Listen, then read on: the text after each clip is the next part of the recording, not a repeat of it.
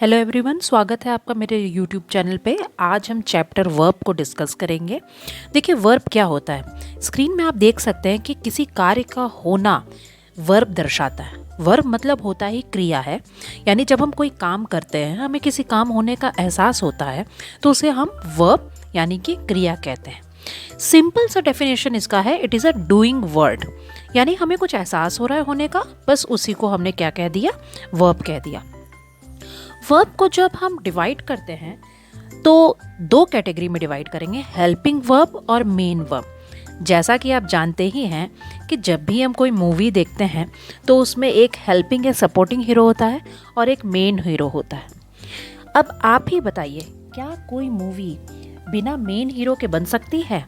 जी नहीं। यानी किसी वाक्य के फॉर्मेशन के लिए मेन वर्ब का होना अनिवार्य होता है। हेल्पिंग वर्ब हो भी सकता है, नहीं भी हो सकता। इसका मतलब है कि अगर हमें किसी वाक्य का फॉर्मेशन करना हो तो उसमें सब्जेक्ट, मेन वर्ब और ऑब्जेक्ट, इनका होना ज़रूरी है। हेल्पिंग वर्ब हो भी सकते हैं, नहीं भी हो सकते हैं, ऑब्जेक्ट भी हो सकते हैं, नहीं भी हो सकते हैं। ये तो हम आगे पढ़ेंगे ही, लेकिन इतना ध्यान रखिएगा कि सब्जेक्ट और मेन वर्ब तो होगा ही होगा। अब देखिए, वर्ब जो है दो पार्ट में डिवाइड हो रहा है, हेल्पिंग वर्ब और मेन वर्ब। हेल्पिंग वर्ब जो है फिर से दो पार्ट में डिवाइड होगा, मॉडल्स और प्राइमरी ऑक्सिलरी वर्ब। आज हम लोग जो विशेषकर पढ़ेंगे वो है मॉडल्स के बारे में, कि मॉडल्स होते क्या है। मॉडल्स देखिए, जो मेन वर्ब का कार्य नहीं कर सकते हैं, ये हेल्पिंग वर्ब ही होते हैं, तो ये मेन वर्ब तो हो नहीं सकते हैं।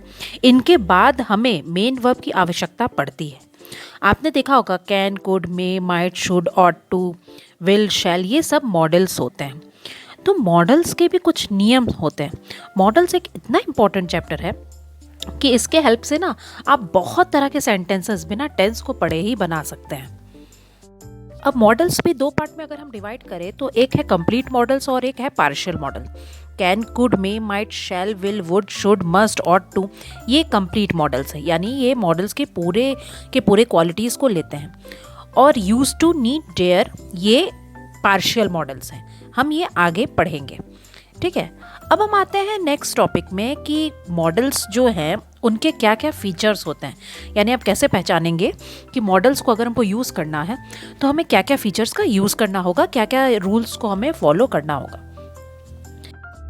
इसका पहला नियम ये है, आप बुक में देख सकते हैं, ऑक्सिलरी वर्ब के कुछ मुख्य इंपॉर्टेंट पॉइंट्स क्या है, कि इसका किसी भी सेंटेंस में यूज़ हम हेल्पिंग वर्ब की तरह करते हैं और इसके बाद मेन वर्ब का आना कंपलसरी यानी कि अनिवार्य है।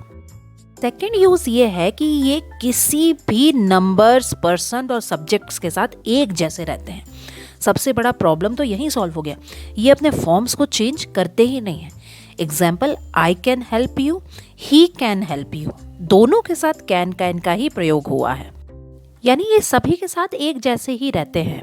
She can help you, you should understand your friends, example आपके सामने दिया हुआ है।